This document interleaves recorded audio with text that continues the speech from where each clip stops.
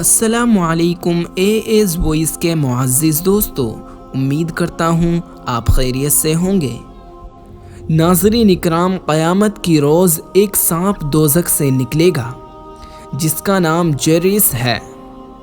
उसका सर सातों आसमान पर होगा और उसकी दुम सातों ज़मीन के नीचे होगी। हज़रत जिब्राईल अलैहिस्सलातु वस्सलाम उससे पूछेंगे कि तू दोज़ख से बाहर क्यों आया है? वो कहेगा कि मुझे मोहम्मद सल्लल्लाहु अलैहि वसल्लम की उम्मतियों में से 5 किस्म के आदमी लेने हैं। अव्वल, नमाज ना पढ़ने वाला। दूसरा, ज़कात ना देने वाला। तीसरा, सूद लेने वाला। चौथा, शराब पीने वाला। और 5वां, मस्जिद में दुनिया की बातें करने वाला। बस वो सांप उन 5 किस्म के लोगों को अपने मुंह में भरकर दोज़ख में जा घुसेगा।